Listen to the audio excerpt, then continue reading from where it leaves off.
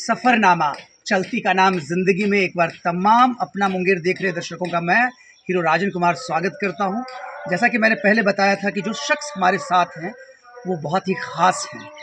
ख़ास इसलिए हैं कि श्री सौमेंद्र पांडे साहब जो हैं वो कर्नल साहब रहे हैं और वो एक कहते हैं स्ट्रॉन्ग आर्मी की तरह देश की सेवा करते रहे हैं, जैसा कि पहले भी मैंने आपको बताया है। और आज जो मेरा सवाल इनसे है कि सौमेंद्र सर, कितना टफ था आर्मी ज्वाइन करना और देश के लिए काम करना, कितना मज़ा आया आपको? एक बार हमारे अपना मुंगेर के दर्शकों को ज़रूर बताएंगे सर। आर्मी एक लाइफस्टाइल है और सब जो आपका सवाल है कितना टफ था, तो उसमें ये मुझे कहना है कि जो आर्मी की ट्रेनिंग है वो हमें किसी भी तरह के टफनेस को हैंडल करने के लिए प्रिपेयर कर देती है। मैं 12th क्लास में था जब मेरा नेशनल डिफेंस एकेडमी में सिलेक्शन हुआ 1985 में, और 1986 जनवरी में एनडीए ज्वाइन किया। और एनडीए की ट्रेनिंग और उसके बाद आईएमए की ट्रेनिंग, ये दोनों इतने टफ हैं कि हमको हर परिस्थिति के लिए वो तैयार कर देते हैं। और कम से कम मैं इतना कह सकता हूँ कि फिज़िकली और मेंटली दोनों तरीके से एक एनडीए कैडेट और आईएमए कैडेट प्रिपेयर्ड रहता है, क्योंकि वॉर एक बहुत ही डर्टी गेम है जहाँ पे किस प्रकार की कठिनाइयाँ आपको फेस करनी पड़ेंगी वो आप प्रेडिक्ट नहीं कर सकते। तो वर्स्ट केस सिनेरियो प्लान करते हुए आर्मी की ट्रेनिंग होती है और हमें इतना रगड़ा जाता है कि हम ये मान लेते हैं कि अब हमें कोई तोड़ नहीं सकता। ओह, चट्टान मतलब एक फौलाद बना दिया जाता है। बिल्कुल बिल्कुल जी। तो सर, ट्रेनिंग के बाद, टफ ट्रेनिंग के बाद जिस तरीके से आपने जॉब शुरू किया, देश की सेवा का कार्य शुरू किया, तो उसमें कितना आपने एंजॉय किया सर पूरे सर्विस के दौरान? और क्या क्या कुछ ऐसा इंसिडेंट जो हमारे अपना मुंगेर के दर्शकों को शेयर करना चाहेंगे सर?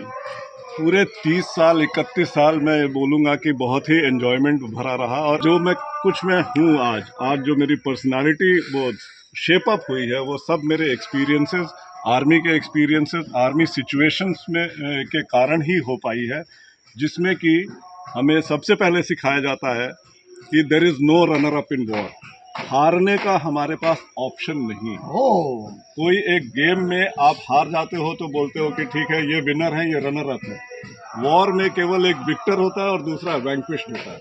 तो वैंक्विश्ड वाले की तरफ हमें होना नहीं है और हमेशा विनर होने के लिए जो कुछ भी करना पड़े हम करने के लिए तैयार रहेंगे। और उसके लिए जितनी प्लानिंग, जितनी प्रिपरेशन और जितना दिल लगाना पड़े उतना लगाने के लिए हम हमेशा तैयार हैं। देखा दोस्तों, आपने सुना अभी मिस्टर एस पांडे को, लेकिन ब्रेक के बाद हम कुछ खास सवालों के साथ इनसे रूबरू होंगे, तो इनकी और भी एक्टिविटीज़ को हम देखेंगे और दिखाएंगे आपको। मिलते हैं ब्रेक के बाद।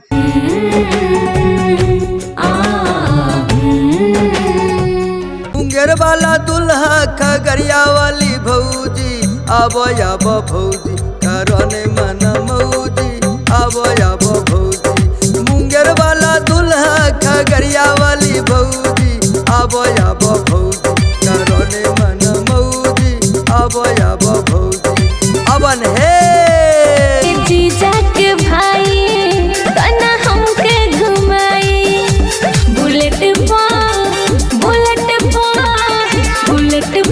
चलो मुंगेर के फूल के ब्यूटीफुल लागेला। पूर्व से प्रधानमंत्री भाजपा सरकार हो, अटल बिहारी बाबू की जय जयकार हो। मुंगेरवासी पे कृपा किए सुख दिलावैले, मुंगेरवासी पे कृपा किए सुख दिलावैले। नीचे रेलगाड़ी ऊपर मोटर दौड़ैले। मुंगेरिया राजन विदेश देश डोले, मुंगेरिया राजन विदेश देश डोले। बिहारी सब हीरो बोले, बिहारी सब हीरो बोले। मन में डोले डोले लोग हीरो बोले।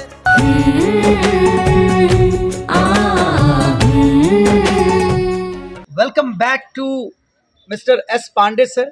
पांडे सर हमारे बीच में हैं और अभी हम उनके गांव में हैं।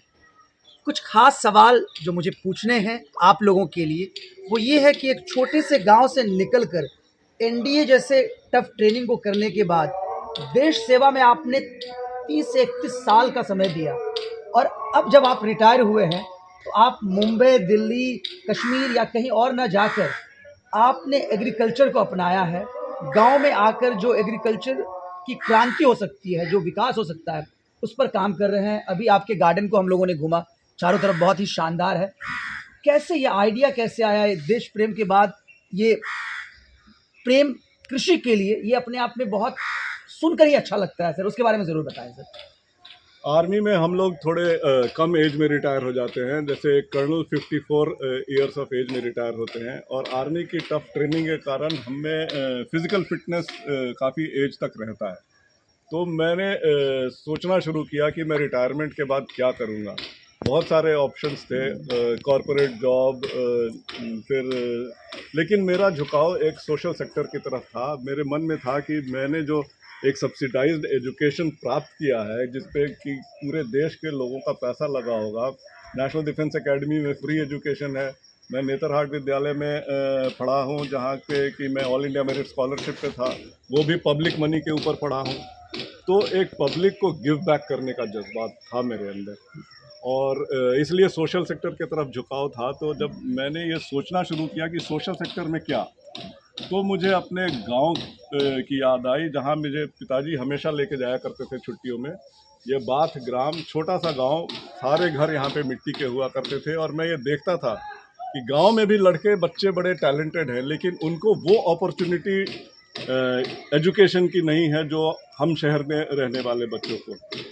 तो मैं सोचता था कि कभी अगर मैं कुछ कर पाऊँगा तो रूरल डेवलपमेंट और फार्मर वेलफेयर के लिए काम करूँगा और धीरे धीरे मेरा झुकाव इसके तरफ हुआ। फिर बीच में ख्याल आया कि एनजीओ ज्वाइन करके सेवा करूं, लेकिन फिर लगा कि जब मेरे पास इतना गांव अपना है तो क्यों ना खुद गांव जाकर और वहां रहकर अपने तौर तरीके से एक काइंड ऑफ मॉडल क्रिएट किया जाए जिसको कि गांव वाले देख करके एमुलेट कर सकें। मेरी लर्निंग ये रही जब मैं ये सब पढ़ना शुरू किया और सोचना शुरू किया कि जो केमिकल इंडस्ट्रियल फार्मिंग हो रही है, मोनोक्रॉप मेथड से फार्मिंग हो रही है, जो कि एक ग्रीन रेवोल्यूशन की देन है। जब हमारा देश भुखमरी से मर रहा था तब MS स्वामीनाथन जी ने ग्रीन रेवोल्यूशन लाया और उस समय का नीड था इंक्रीजिंग ऑफ प्रोडक्शन।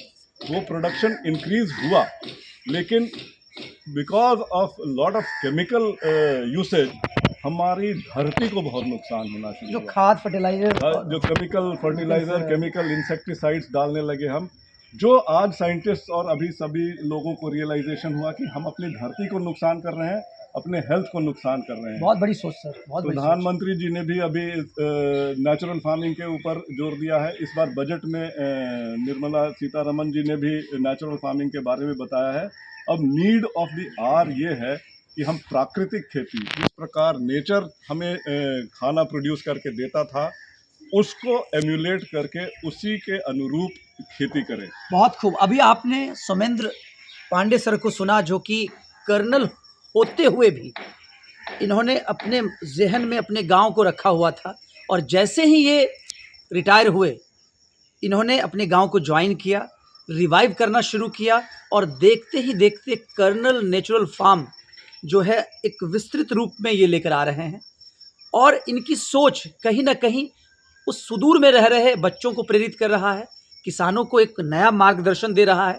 जो लोग खेती से भाग रहे थे वो अब लौट कर खेती में आ रहे हैं क्योंकि इतने पढ़े लिखे और एक्सपीरियंस वाले लोग अब खेती को अपना रहे हैं, वो भी नेचुरल तरीके से। तो अच्छे स्वास्थ्य के लिए, अच्छे मन के लिए अच्छा खाना होना बहुत ज़रूरी है, ऐसा हमारे कर्नल साहब कहते हैं और अब मैं भी मानने लगा हूँ।